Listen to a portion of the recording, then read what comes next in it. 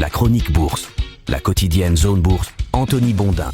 Bonjour tout le monde, bienvenue dans ce point de marché Zone Bourse du jeudi 15 janvier 2026. Ça s'appelle ce matin détente au pluriel et rotation. Comme souvent en début d'année, les investisseurs vont explorer des horizons différents de ceux qui étaient les leurs quelques semaines auparavant. Concrètement, les paris sur les grosses technologies américaines se tassent pendant que les dénicheurs de pépites essayent de repérer les pistes alternatives et, espèrent-ils, lucratives. Wall Street baisse depuis 2 jours à cause de ça, mais le mouvement a démarré un petit peu plus tôt, on va en parler un peu après. Pendant ce temps, Washington s'emploie à désamorcer les tensions apparues récemment. Quant à la Cour suprême, elle n'a toujours pas abordé l'épineuse question des droits de douane. Le terme rotation est donc en train de remonter en flèche dans la liste des mots-clés qui dominent le début d'année boursier. J'ai déjà eu l'occasion d'aborder le sujet il y a quelques jours, mais j'en reparle parce que les écarts sont en train de s'accentuer. Hier à Wall Street, les valeurs technologiques, en particulier les plus grosses, ont entraîné les indices dans le rouge. Le Nasdaq 100 a ainsi perdu 1%, le S&P 500 il a lâché 0,5%, même si le nombre de sociétés en hausse dépassait assez nettement le nombre de sociétés en baisse. En effet, les 11 plus grosses capitalisations américaines ont toutes perdu du terrain hier, et en somme, la quantité a pris le pas sur la qualité, en l'occurrence l'embonpoint. Depuis le début de l'année, la rotation vers autre chose que les très grosses capis américaines est donc en train de s'accentuer, et je vous en propose une illustration à travers l'évolution de 5 classes d'actifs depuis le 1er janvier.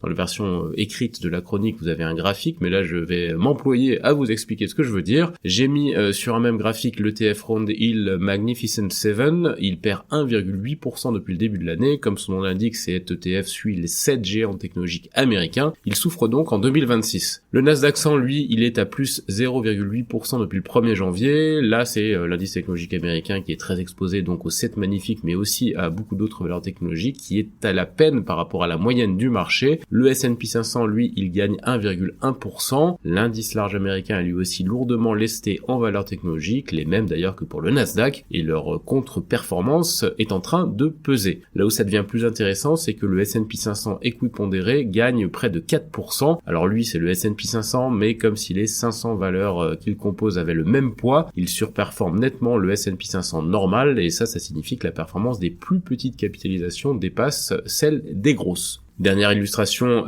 qui corrobore tout le reste avec le Russell 2000, plus 6,9% en 2026. C'est l'indice des petites valeurs américaines. Elles connaissent un beau début d'année dopé par la perspective de voir les taux américains finir par baisser à moyen terme. C'est un pari en fait sur le départ de Jérôme Powell et son remplacement par un président de la Fed plus docile vis-à-vis des demandes de baisse de taux de la Maison Blanche. Hier donc, Wall Street a baissé pendant que l'Europe se comportait mieux en dépit de quelques replis du côté du DAX allemand et du CAC 40 français. L'heure était même plutôt au record sur plusieurs places européennes, notamment Londres et Zurich, et même sur l'indice large Stoxx Europe 600. C'est un peu la même explication que pour la rotation dont j'ai parlé avant. Les investisseurs continuent à se diversifier hors des paris embouteillés et hors de l'agitation politico-économique des États-Unis. Pourtant, plusieurs signaux de détente ont été envoyés par Washington hier, et ils ont permis concrètement de dégonfler quelques points de tension. Donald Trump a par exemple assuré ne pas avoir l'intention de se débarrasser du président de la Fed, Jérôme Powell, avant la fin de son mandat en juin, malgré l'enquête pénale sur les dépassements de coûts liés à la rénovation du siège de la Fed. L'annonce de cette enquête, je le rappelle, jugée plus politique que judiciaire, avait provoqué un tollé jusque dans les rangs républicains, et ça avait tendu évidemment les milieux financiers. La Maison Blanche a aussi laissé entendre qu'elle avait reçu des garanties du régime iranien concernant la répression des manifestations dans le pays, une déclaration qui a immédiatement fait reculer les cours pétroliers. Recul aussi du côté des matières premières avec une autre déclaration de l'exécutif américain qui renonce à imposer de nouveaux droits de douane additionnels sur les importations de produits miniers essentiels. Cette série d'apaisements a contribué à détendre un petit peu l'atmosphère sur les marchés financiers. On notera en parallèle que la Maison Blanche a quand même imposé 25% de droits de douane sur certains semi-conducteurs comme elle avait promis de le faire. Toutefois, les puces à destination des secteurs clés, c'est une notion très large qui va de l'IA au secteur public en passant par les startups, seront exemptés de surtaxe. Enfin, et j'en parlais un petit peu au début, la Cour suprême des États-Unis, qui aurait pu se prononcer sur la constitutionnalité des droits de douane hier, a préféré laisser durer le suspense. L'actualité de jeudi sera dominée par une série de statistiques macro, notamment le PIB allemand et des indices de confiance aux États-Unis, mais aussi par des interventions de banquiers centraux et par la poursuite des publications de résultats bancaires outre-Atlantique avec Morgan Stanley, Goldman Sachs et BlackRock notamment. On aura aussi les données hebdomadaires sur l'emploi US, après que le dernier livre beige de la Fed, publié hier soir, a confirmé que le marché du travail ralentit aux États-Unis. Du côté de l'Europe,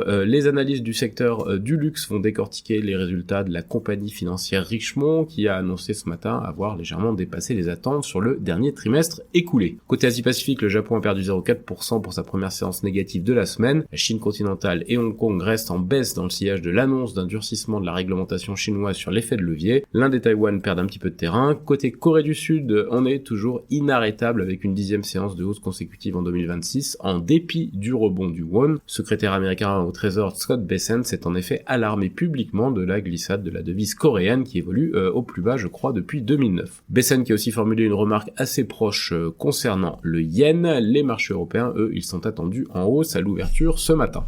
Du côté des annonces d'entreprise en France d'abord, il y aurait eu hier soir un placement de titre Thales portant sur 2,3 millions d'actions réalisé à 254,55 €. Ça c'est selon des sources de marché, donc j'ai pas pu tout vérifier. Sanofi convoiterait la biotech américaine Ocular Therapeutics qui est valorisée actuellement 2,4 milliards de dollars. C'est une information de la lettre qui a décidément beaucoup de scoops en ce moment sur le secteur médical. Bouygues dissocie les fonctions de président et de DG au sein de sa filiale de construction. GTT se voit confier la conception des cuves de 2 méthaniers. M6 a signé un accord de distribution de M6+ avec Prime Video. EPC Group remporte un contrat de 67 millions d'euros au Canada. Katana a dévoilé une hausse en trompe-l'œil de ses revenus trimestriels. Emeis a créé une société immobilière qui lui a permis de recevoir des fonds de ses partenaires financiers. Et Atland a nommé un directeur général délégué. Sur l'agenda des publications en France, quelques small cap, Equinox, société marseillaise du tunnel Prado-Carénage notamment. Ailleurs en Europe, on a quelques publications de trimestriels, en particulier en Suisse aujourd'hui, donc la compagnie financière Richemont qui a dépassé les attentes au T3, mais le diable se cache toujours dans les détails avec les publications du luxe, donc il faudra attendre un petit peu avant de connaître la réaction du marché. Partners Group annonce 185 milliards de dollars d'actifs sous gestion en 2025, Temenos, Bossard ou VAT Group ont aussi publié. Volkswagen pourrait retirer plusieurs milliards de la cession du contrôle de sa filiale Everlands qui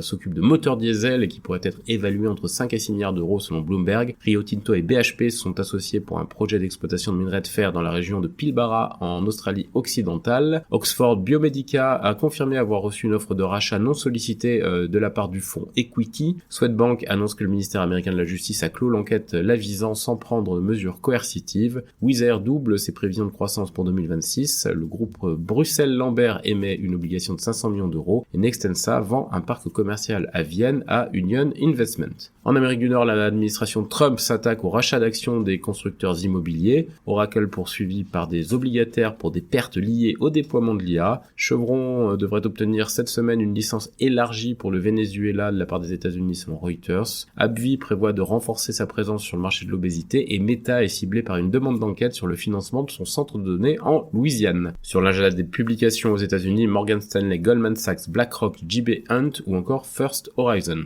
Ailleurs dans le monde, Trip.com a été chahuté à Hong Kong après l'ouverture d'une enquête antitrust en Chine. Le bénéfice trimestriel de TSMC atteint un niveau record porté évidemment par l'essor de l'IA. Toyota Motor a révisé en hausse son OPA sur sa filiale Toyota Industries en augmentant le prix de 16 300 à 18 800 yens par action. Alibaba va relier ses services d'achat en ligne et de voyage à son application Dia Qwen et les actions de l'Australien Fortescue sont en hausse après l'acquisition de la société américaine Zitara spécialisée dans les technologies de batterie. C'est terminé pour ce point de marché du jour. Très bonne journée à toutes et à tous.